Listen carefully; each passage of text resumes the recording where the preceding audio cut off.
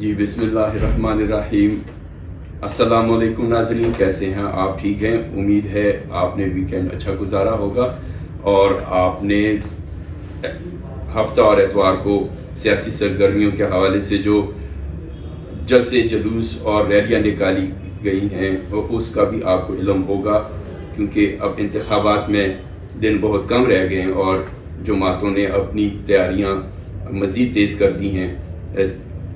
میاں نواز شریف نے بھی اپنی کمپین میں کافی حد تک تیزی لائی ہے اور اس کے ساتھ ساتھ ان کی بیٹی مریم نواز اور ان کے بھائی شہباز شریف بھی اپنی جدوجہد کر رہے ہیں، اور اگر ایک بھائی ایک شہر میں تو دوسرا بھائی دوسرے شہر میں ریلیوں اور جلوسوں سے خطاب کرتے ہوئے نظر آتے ہیں۔ اسی طرح بلاول بھٹو زرداری اور ان کی بہن آصفہ بھٹو زرداری بھی کمپین خود چلاتے ہوئے نظر آ رہے ہیں۔ دونوں بھائی بہن اور سر توڑ کوشش کر رہے ہیں کہ کسی طریقے سے پنجاب میں ان کو ملے، ووٹ ملے اور کچھ نشستیں پنجاب سے نکال سکیں۔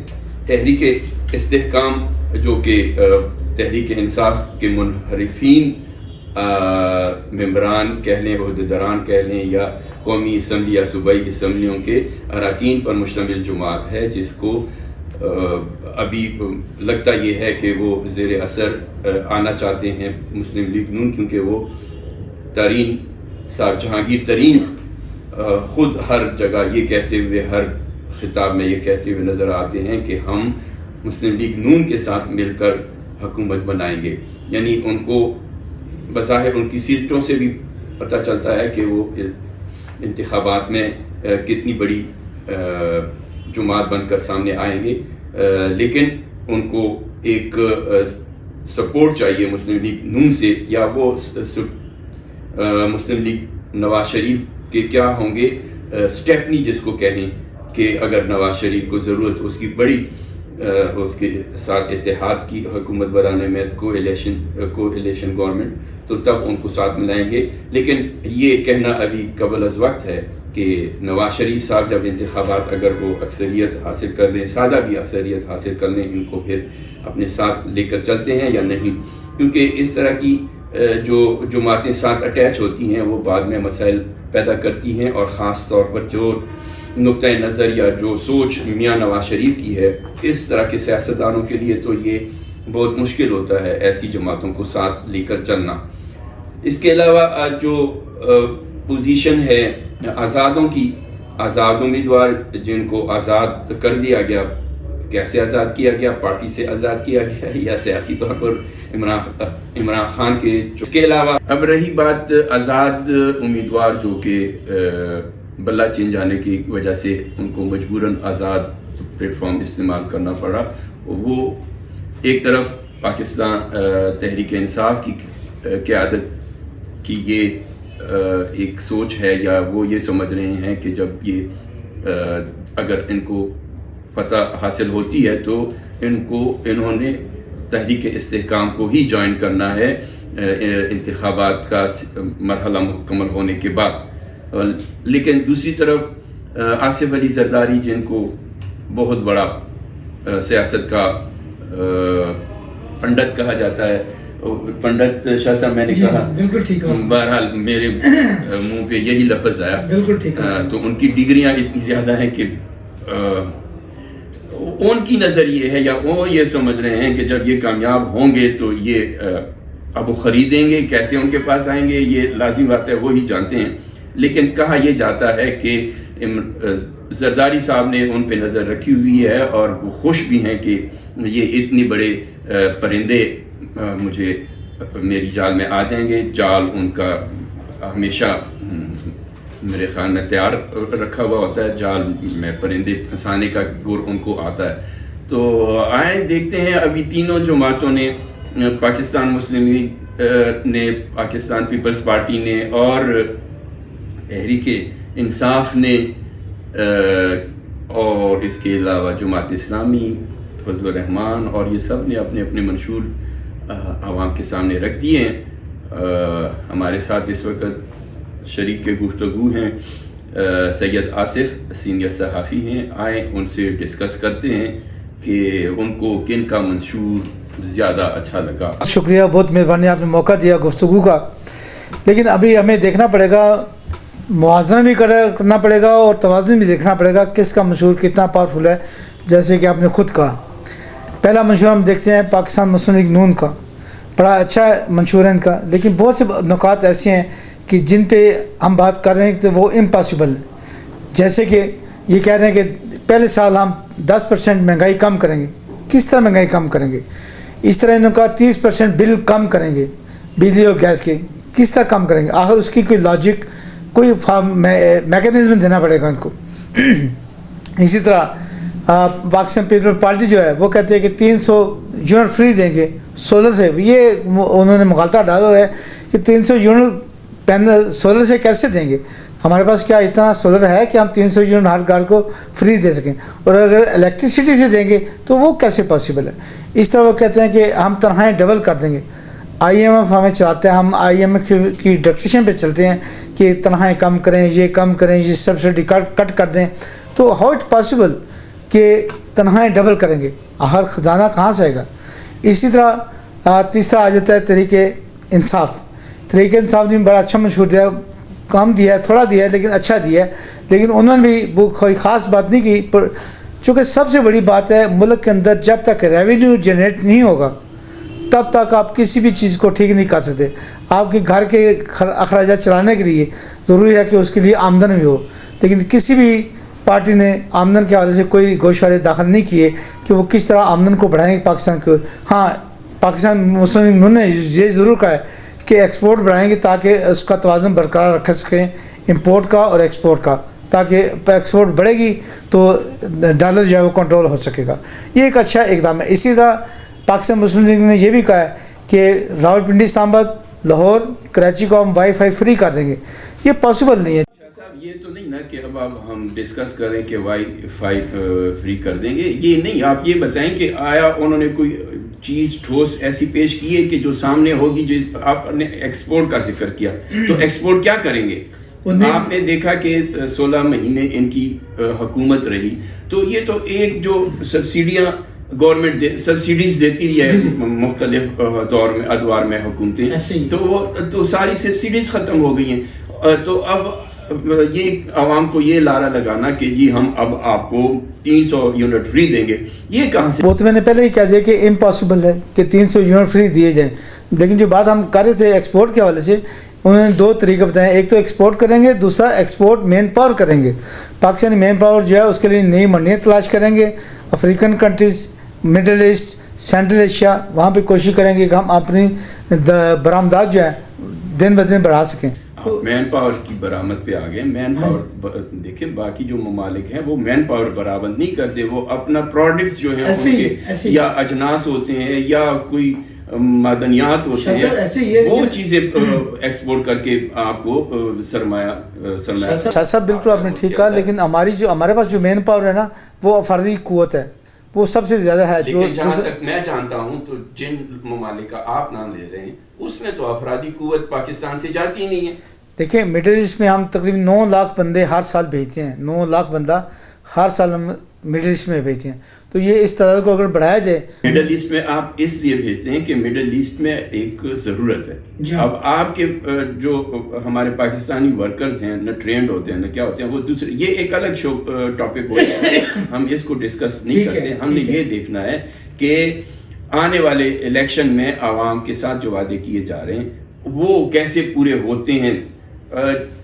جیسے پیپلز پارٹی کی اگر ہم مثال دیں تو انہوں نے بھٹو صاحب نے الیکشن سے پہلے، یعنی جب وزیر اعظم نہیں تھے، فرسٹ ٹائم عوام سے یہ وعدہ روٹی کپڑا اور مکان کا کیا تھا۔ تو اگر وہ دیکھا جائے تو اس دوران یہ 50 سال کا عرصہ ہو جاتا ہے، 50 سے بھی زیادہ ہو جاتا ہے، 70 کی دہائی 30 اور 55 سال ہونے کو۔ تو اس دوران اگر روٹی کپڑا اور ہم نے یہ بھی دیکھنا ہے کہ آیا اس وقت جو پوزیشن تھی اس میں روٹی کپڑا مکان کا نعرہ جو لگایا تھا اس وقت یہ پورا کرنا آسان تھا؟ موجودہ دور میں تو یہ ناممکن نظر آتا ہے، بہت مشکل ہے، بہت مشکل ہے۔ اس وقت آٹا چند سال پہلے روپوں میں ہوتا تھا، اب 3000 کا وہی تھیلا، جو کہ میں جب ہم ادھر 1980 کی میں مجھے یاد ہے کہ 2 قسم کے تھیلے ہوتے تھے آٹے کے، ایک ملتا تھا 28 روپے کا اور دوسرا ملتا تھا 32 روپے کا. اب اگر آٹے کا تھیلا 28 سے اور 32 روپے سے 3200 روپے اور 2800 روپے کا ہو گیا تو کیسے پورا ہوگا؟ اور دوسرا یہ کہ زبانی جمع خرچ سے نہیں، پریکٹیکلی ہمارے آثار ایسے نہیں ہیں کہ ہم، یعنی سنجیدہ بندہ جو عقل مند ہے، باشعور ہے، وہ کیسے تسلیم کرے گا کہ کل یہ چیزیں یہ ڈیلیور کر پائیں؟ شاہ صاحب آپ نے بڑی اچھی بات کی، لیکن میں دیکھتا ہوں کہ ان تینوں چاروں پارٹیوں کا جو منشور ہے نا، وہ اصل میں کچھ انہوں نے چربا منشور ہے تحریک انصاف کا. جیسے پاکستان پیپل پارٹی نے کہا کہ ہم 30 لاکھ گھر بنائیں گے. 50 لاکھ تو گھر بن نہیں سکتے، یہ 30 لاکھ، اور ان 50 لاکھ گھروں کا جو ٹارگٹ دیا گیا تھا اس میں سے 5-10 ہزار بھی گھر نہیں بن سکے. تو یہ 30 لاکھ کا گھر کا جو انہوں نے نعرہ لگایا ہے پھر تحریک انصاف کو دیکھتے ہوئے امپلیمنٹ نہیں ہو سکتا. اسی طرح میاں نواز نے 1 کروڑ نوکریوں کا وعدہ کیا ہے. کیسے پاسبل ہوگا جب وہ 50 لاکھ نوکریوں کا وہ وعدہ پورا نہیں کر سکتے؟ تو ہمیں ایسے نظر آتا ہے کہ عوام کو سبز باغ دکھائے جا رہے ہیں، عوام کو جنت دکھائی جا رہی ہے، عوام کو سونے خواب دکھائے جا رہے ہیں.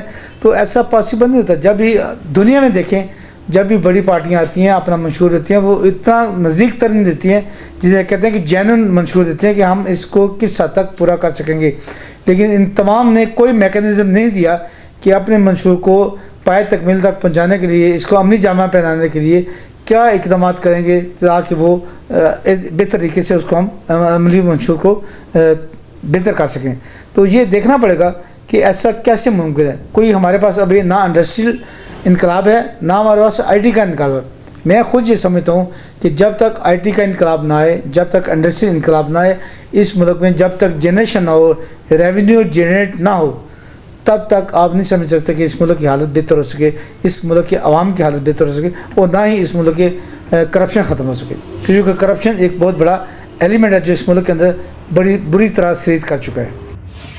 آپ بالکل صحیح کہہ رہے ہیں، لیکن میں یہ بھی کہوں گا کہ جب تک اس ملک میں پروڈکشن نہیں بڑھتی، صرف ہم اگر ایک چیز کو اسمبل کرتے ہیں، یا ہمارے جتنے بڑے یہ سیاستدان ہیں یا زیادہ تر سیاستدان، ان کی ترجیح کیا ہوتی ہے کہ وہ شوگر مل لگائیں، وہ فیکٹریاں لگائیں، وہ اس کے سیمنٹ فیکٹری لگائیں، کوئی ایسی انڈسٹری لگائیں جو کہ چلتی رہے اور ان کا پیسہ یا ان کا سرمایہ بڑھتا جائے. لیکن وہ اس طرح کی چیز نہیں بناتے کہ جو ملک کے کام بھی آئے، جو ایکسپورٹ ہو. یعنی ہم توجہ دیں، ہم موبائل جو انڈسٹری ہے وہ لگائیں، یہ آٹو انڈسٹری ہے اس کو فروغ دیں. آٹو انڈسٹری جو ہمارے ہاں آتی ہے، بجائے اس کے کہ وہ فلرش ہو، وہ ابھی تو ہم نے دیکھا کہ بہت ساری آٹو انڈسٹری جو یہاں کام کر بھی رہی تھیں وہ بھی خراب ہو گئی ہیں. ان کی بھی مالی جو پوزیشن تھی وہ ابتر ہونے کی وجہ سے پاکستان چھوڑنے پر مجبور ہوئی ہیں. تو ہم اپنے سیاسی قائدین سے یا جتنی پارٹی ہیں ان سے ہم یہ کہیں گے کہ وہ ملک کے لیے سوچیں. اب اگر ہم ڈیموں کی طرف دیکھیں تو ڈیم ایک صوبہ اس کی حمایت کر رہا ہے، دوسری اس کے لیے کر رہا ہے مخالفت کر رہا ہے. ہمیں سوچ کو ڈیولپ کرنا چاہیے. ہم صرف یہ کتابوں میں یا منشور لکھ کر اگر ہم سامنے پیش کریں تو میرے خیال میں تو اب عوام ان باتوں پہ یقین بھی نہیں کرتی، اور اس سے ہمارے ملک کے حالات بھی نہیں بدلیں گے. تو اس بارے میں کچھ بتائیں کہ آپ کیا سمجھتے ہیں کہ کیا ہونا چاہیے اس ملک کی. شاہ صاحب آپ نے بڑی اچھی بات کی. جو موبائل انڈسٹری ہے نا، اس کو پچھلی حکومت میں عمران خان کے دور میں کچھ حد تک اس کو پروان چڑھایا گیا تھا، اور کچھ موبائل جو ہیں وہ انڈسٹری یہاں پہ ڈیولپ ہوئی ہے. لیکن شروع میں ایسے ہوتا ہے، جاپان اور چائنا کو بھی دیکھیں نا تو اس نے بھی انڈسٹری اپنی ایسی شروع کی تھی.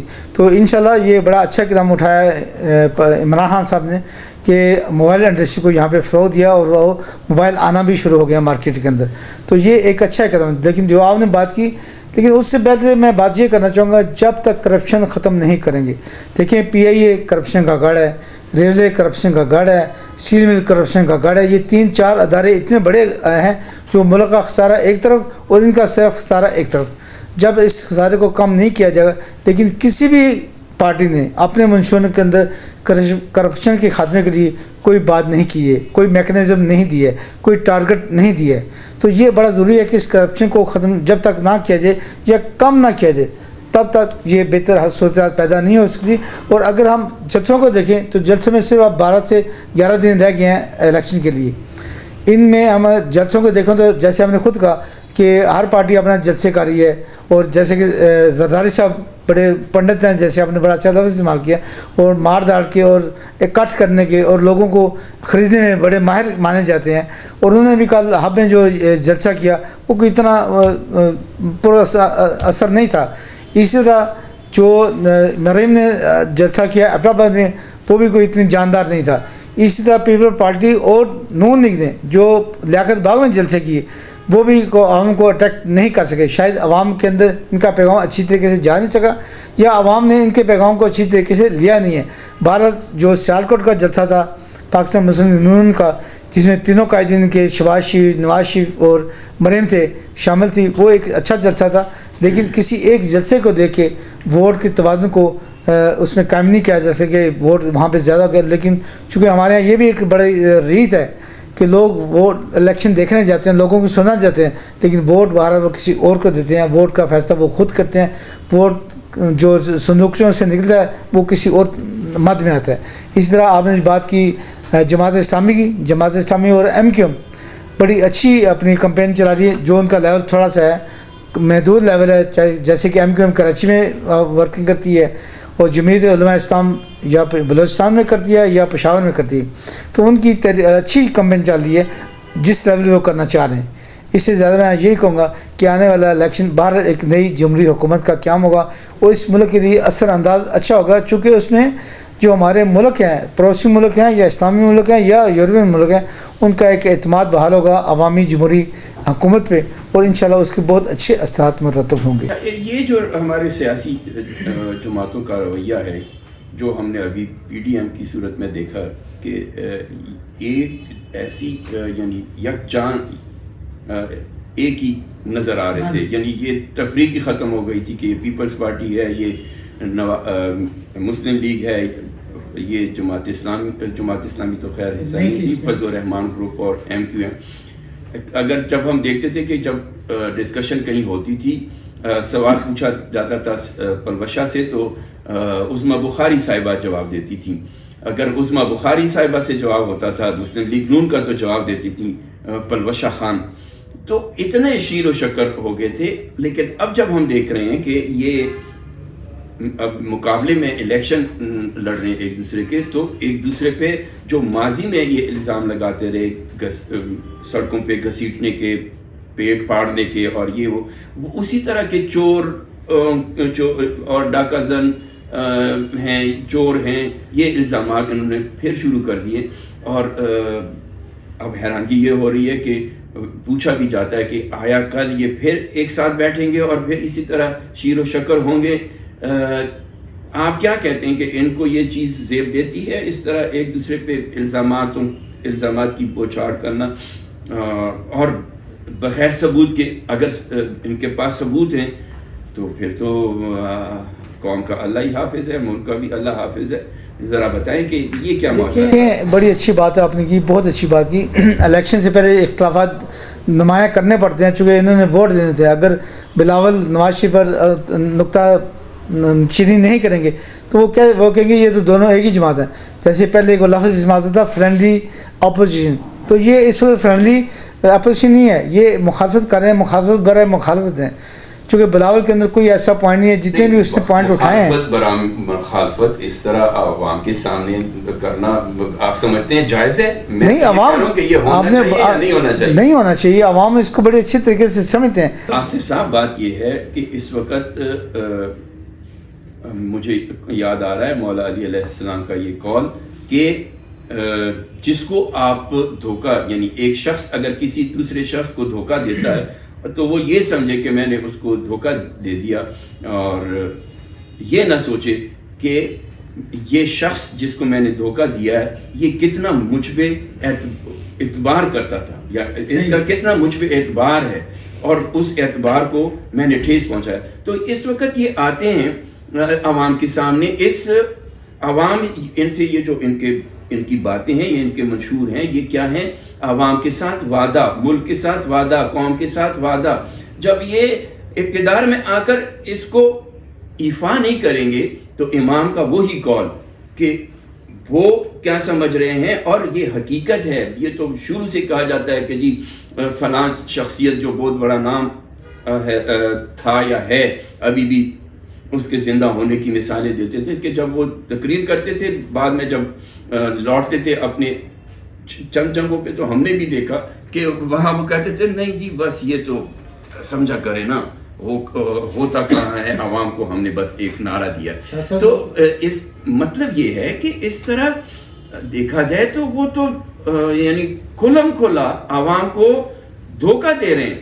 اور یہ اگر میں کبھی کبھی سوچتا ہوتا ہوں کہ ایک زمانے میں نام بھی لے لوں، محترمہ بے نظیر بھٹو جب زندہ تھی تو مجھے خیال آیا تھا ایک بار کہ یہ دیکھیں کتنی مخلوق ہے جو کہ ان کے اوپر اعتماد کر رہی ہے، اور ان کے پیچھے اس لیے چلتے ہیں کہ یہ جو ہماری قائد ہیں ہمیں کس طرح، یعنی جیسے کہ ایک نجات دہندہ. اگر ہم ایک عالم دین کی بات کریں تو لوگ اس لیے اس کی عزت کرتے ہیں کہ وہ سمجھتے ہیں یہ ہمیں اس راستے پہ لے کے چلیں گے جو جنت کی طرف جاتا ہے. تو یہ جو ہمارے سیاسی قائدین ہوتے ہیں، یہ عوام کا ان کے اوپر اعتماد یہ ہوتا ہے کہ یہ ہم سمجھتے ہیں، عوام سمجھتی ہے، قوم کی یہ آرزو ہوتی ہے، یہ امید ہوتی ہے کہ یہ ملک کو ترقی کی طرف لے کر جائیں گے اور ہمیں خوشحالی دلائیں گے.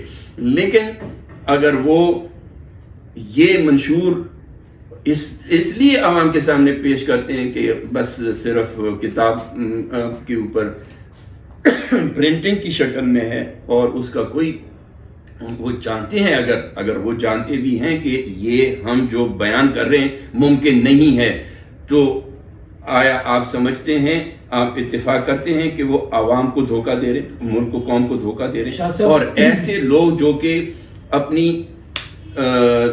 یعنی کیا زبان سے یہ الفاظ ادا کرے اور اس پہ وہ قائد ہوتے ہوئے، قائد کیا ہوتا ہے؟ قائد وہ ہوتا ہے کہ وہ نہ جھوٹ بولے نہ دھوکہ دے. ایسے ہی تو ایسوں عوام کے لیے یہ کتنے خطرناک لوگ ہیں اور قوم کے لیے کتنے خطرناک لوگ ہیں. شاہ صاحب آپ نے بڑی اچھی بات کی، بہت اچھی بات کی. یہ بالکل افراتفری میں تو یہ دیکھتا ہوں کہ یہ سارے منشور جو بنے ہیں، پاکستان پیپلز پارٹی کا ہو، پاکستان مسلم یونین کا ہو، IPP کا ہو، یہ سارے بڑی جلدی میں بنے ہیں، افراتفری میں بنے. اور جو بات میں نے پہلے کی اور آپ نے بھی اس سے اتفاق کیا کہ سب منشور جو ہیں یہ عوام کو سبز باغ دکھانے کے مترادف ہیں اور ہوائی قلعے میں لے کے جانے کی باتیں کر رہے ہیں. عوام کو کوئی انہوں نے سالڈ پروف نہیں دیے کہ یہ جو منشور پیش کر رہے ہیں اس کے پیچھے کیا میکنزم ہوگا اور کس طریقے سے اس کو پروو کریں گے. تو یہ بہرحال ایک ناکام منشور ہیں. میں نہیں سمجھتا کہ کوئی اس پہ پاورفل یا کوئی ایسی امپلیمنٹیشن ہو سکے گی جو آنے والے وقت میں دے گی. یہ صرف انہوں نے اجلت میں یہ منشور بنے ہیں. دیکھیں 27 جنوری کو بنا ہے پاکستان مسلم یونین کا منشور، کل 28 کو بنا ہے PTI کا منشور. اس طرح ایک دو دن کے وقت میں، جبکہ 10 سے 12 دن ہے کہ یہ منشور بنا ہے، صرف اس لیے کہ کوئی یہ نہ کہے کہ کسی پارٹی کا منشور نہیں ہے. یہ انہوں نے 10 نکات پاکستان پیپلز پارٹی کے ہیں، چند نکات اس کے ہیں 10 صفحات پہ مشمل پاکستان مسلم لیگ نون کے ہیں. اسی طرح तहरीक इंसाफ का चंद सदरों पे एक मंशूर है, तो ये कोई भी मंशूर ऐसा नहीं है जिसको आइंदा आने वाले वक्त में एक अच्छी इम्प्लीमेंटेशन की जा सके और जिस पे अमल दरामद करके इस मुल्क को तरक्की की राह पे गामजन किया जा सके और इस मुल्क के अंदर इंडस्ट्रियल और IT का इनकलाब बर्पा किया जा सके। जी नाजरीन, आपने देखा कि आसिफ साहब ने क्या आपसे अपनी जो उनका ख्याल है, उनकी उम्मीदें हैं, तो उनका आपने इजहार उन्होंने अपनी ज़बान से किया। हमें उम्मीद है कि आने वाला वक्त पाकिस्तान के लिए एक खुशहाली और इस्तेहकाम का दौर साबित हो, लेकिन इसके लिए बस सिर्फ दुआ की ज़रूरत नहीं है। हमने देखना है कि हमारे सामने जो कायदीन हैं वो हमारे इस लायक हैं, और हमने अगर उनको आजमाया है, पहले ये मौका दिया है, उस वक़्त उन्होंने उस मौके के बाद क्या डिलीवर किया है। हमने देखा कि कौम ने इमरान खान के ऊपर अंधा एतमाद किया। इमरान खान ने उस एतमाद पे वो कितना अपनी कारकर्दगी शो करके उस पर पूरा उतरे और एतमाद को ठेस पहुंचाया या क्या किया। लेकिन आज अगर इमरान खान की का जो मकाम है, जो पोजीशन है, जेल में पड़े हुए हैं और लोग उनके खिलाफ बातें भी करते हैं, है कि कुछ लोग अभी भी उनकी हिमायत में और इस उम्मीद से कि इमरान खान बाहर आए और वो एक अच्छा कदम उठाएंगे, लेकिन सिर्फ बातों से नहीं, अमल से होता है। और मौजूदा पार्टियों को भी इमरान खान का जो हाल है ये देखकर सोचना चाहिए कि अगर इमरान खान अपने वादों की वजह से और इक़दामात की वजह से आज जहां है, तो कल वो भी ये वक्त ना देखें कि उन्होंने जो वादे किए हैं, आवाम उनको भी कल फिर उसी नज़रों से देखें जिस नज़रों से नाकाम हुक्मरानों को देखा जाता है और जो उनके बारे में राय दी जाती है। इसी उम्मीद के साथ कि ये इंतखाबात पाकिस्तान की खुशहाली, इस्तेहकाम और मुल्क में अमन का सबब बने, आपसे इजाज़त चाहूँगा। अस्सलामु अलैकुम।